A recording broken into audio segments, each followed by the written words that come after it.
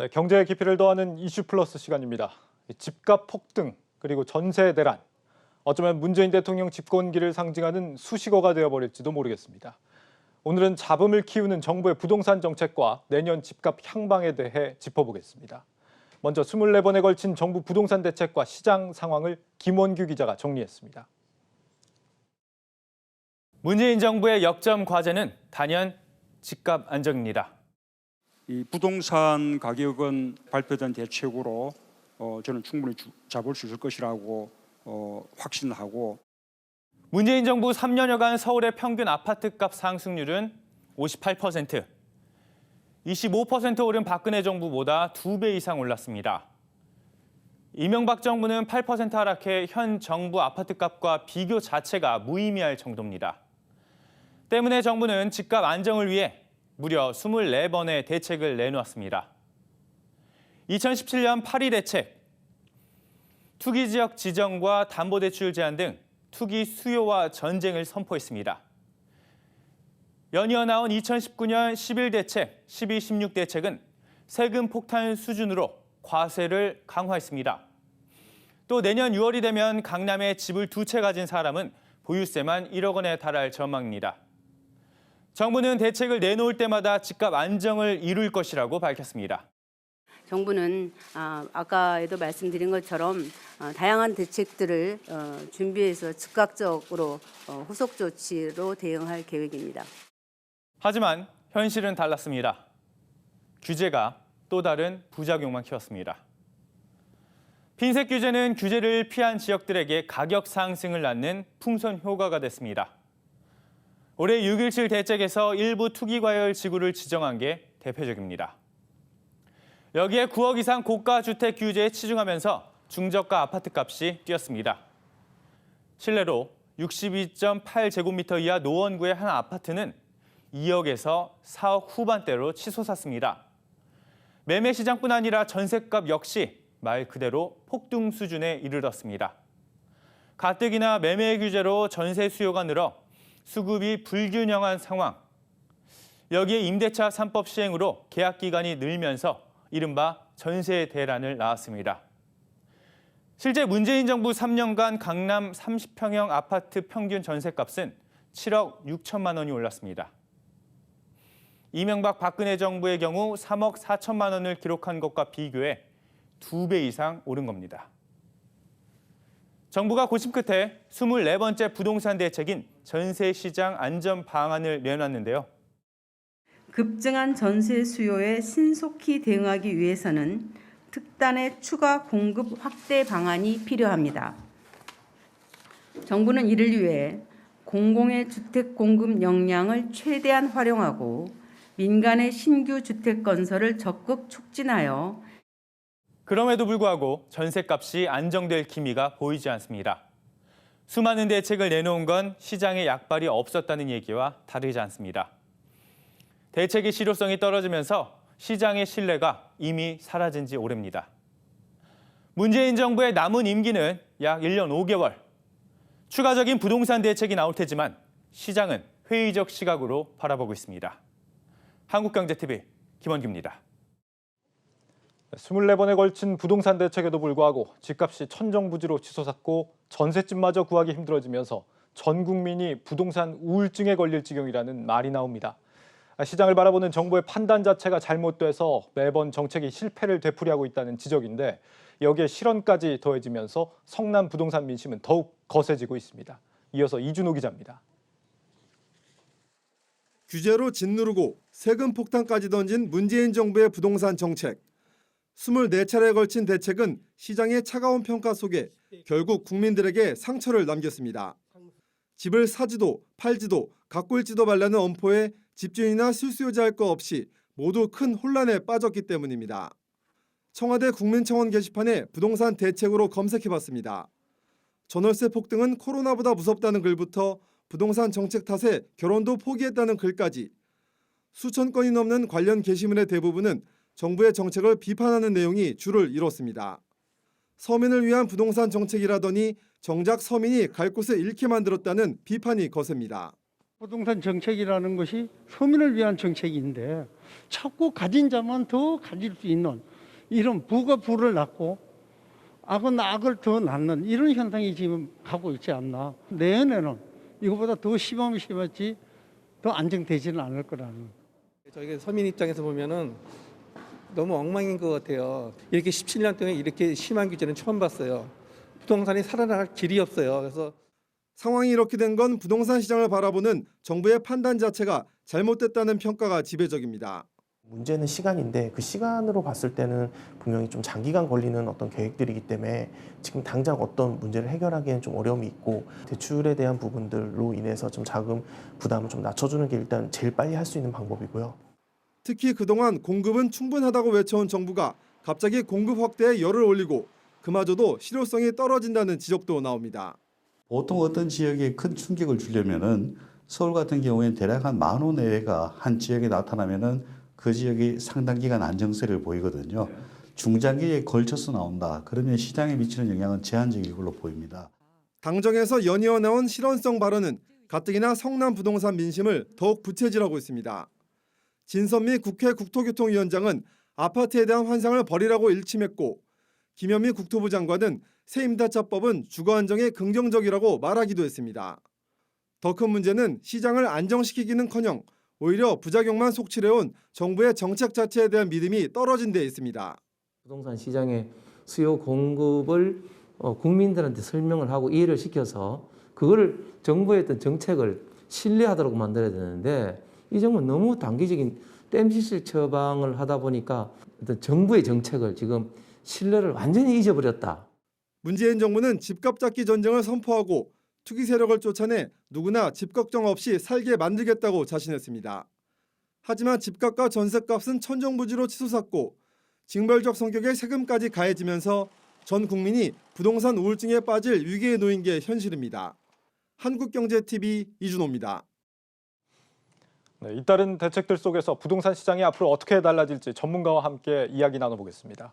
대한부동산학회 이사장이죠. 명지대 부동산학과 권대중 교수 나와 있습니다. 교수님 어서 오십시오. 안녕하세요. 네, 가장 최근에 나온 전세 대책부터 좀 살펴보겠습니다. 이 국민 절반 이상이 이번 대책에 효과가 없을 것이다라고 보고 있다라는 이런 여론조사 기사들이 최근에 좀 공개가 되고 있는데 특히 좀 30대가 좀 부정적으로 보는 것 같습니다. 뭐 때문일까요? 한 두세 가지로 요약할 수가 있는데요. 첫 번째는 이제 숙박 시설을 주거용으로 바꾸는 것. 이거는 1인 가구 쪽이 임시 거처지 장기적 거처가 아닙니다. 1인 가족도 사실은 아파트를 원합니다. 두 번째는 이제 뭐 어디에 어떻게 자금 조달 계획도 구체적으로 없으면서 다세대 주택이나 연립주택을 매입해서 공급하겠다는 거.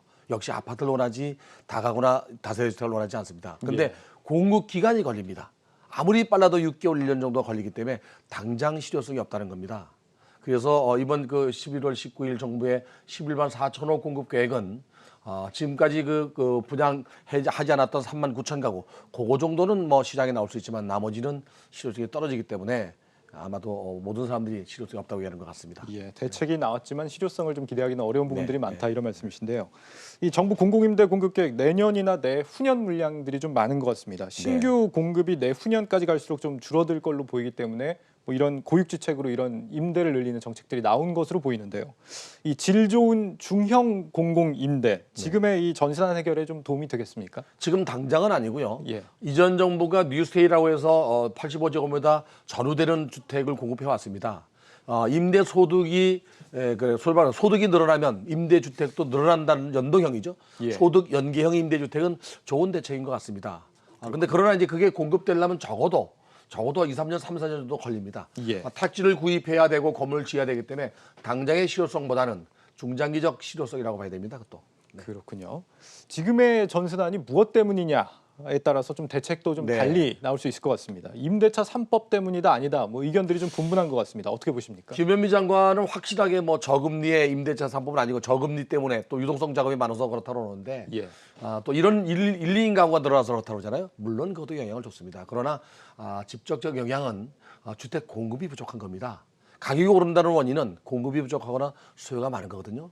이 공급이 부족한 이유는 2017년, 18년도부터 지금까지 입주 물량은 적어도 3, 4년, 4, 5년 전부터 공급한 거기 때문에 이전 정부가 공급한 겁니다. 근데 이제 이번 정부가 들어와서는 재개발, 재건축을 막으면서 신규 공급량이 많이 줄었어요. 거기에다가 2018년도, 19년도 임대주택 등록 가구 수가 많아졌어요. 2017년도 12월 13일 날 정부는 임대주택 등록 활성화 방안으로 2018, 19년도 금년도 6월까지 국토교통부 자료를 보면은 임대주택 등록 가구 수가 160만 7천 가구나 됩니다. 이 160만 7천 가구는 일기 신도시의 5.5배 정도 물량인데 임대 사업을 등록하게 되면 일반 매각이 안 됩니다. 일반 매각이 안 된다는 얘기는 매매 시장이 경직되면 전월세 시장도 불안해져요. 매매 시장이 원활하게 돌아가야 전월세 시장도 원활하게 돌아가서 그 전세 시장도 안정화되는데 매매 시장이 불안하니까 160만 가구가 발목이 잡히니까 수요는 그냥 있는데 공급이 줄어서 가격이 올라갈 수밖에 없잖아요. 그게 가장 큰 원인이 아닌가 하는 생각이 들고요. 정부 얘기대로 뭐 1인 가구 증가나 또는 뭐 저금리도 당연히 있죠. 유동성 자금이 뭐 1,000조가 넘으니까 투자처가 없어서 부동산 시장에 머물러서 올라가는 복합적 원인이라고 해야 됩니다. 하지만 제일 큰 문제는 역시 수급이다 이런 말씀이신데요. 지금까지 정부의 부동산 정책을 좀 돌이켜 보면 규제가 나오고 거기에 대한 후폭풍 그리고 또 풍선 효과가 나오면서 또다시 후속 대책이 나오는 이런 수순이 지금 반복돼 왔습니다. 정부가 지금 어떤 부분을 좀 놓치고 있다라고 보십니까? 일단은 그 가격이 오른 것은 공급이 부족한 건데 수요 공급 법칙을 따르지 않아서래요. 공급이 부족한 데는 공급을 늘리고 또 그래도 수요가 많으면 수요를 분산하는 정책도 써야 됩니다. 근데 수요와 공급을 동시에 억제하는 정책만 쓰다 보니까 가격이 오르는 겁니다. 특히 이제 누르면 그 옆으로 자꾸 풍선 효과가 나타나잖아요. 이것이 지방까지 지금 확산되고 있습니다. 그래서 정부가 이 취득세를 올리고 보유세를 올리고 양도세 올려서 시장을 잡겠다고 하는 것 자체가 좀 잘못된 것 같습니다. 이 그 다주택자가 집을 팔 수 있도록 양도세를 낮춰서 물꼬를 터주면 좀 시장이 지금보다는 안정화될 거라고 보여집니다. 앞서 좀 말씀을 해주셨는데 시중에 유동성이 넘치기 때문에 부동산 자산 쏠림 현상은 사실 피하기 어려운 부분도 있긴 합니다. 그렇다고 또 서민들의 타격을 계속 받아서도 안 되는 거니까요. 정부가 정책을 어떻게 가져가야 좀 효과를 볼 수 있을지 조언을 좀 해주신다면요. 저는 지금 그 최근에 이제 어제 바로 그 종합부동산세가 고지됐는데요. 내년에는 아마도 2배, 3배 나올 수 있어요. 이렇게 세금을 물려서 부동산 시장을 안정화시키는 건 역부족이에요. 집값은 1, 2억 뛰는데 세금은 나와봐야 몇백만 원이거든요.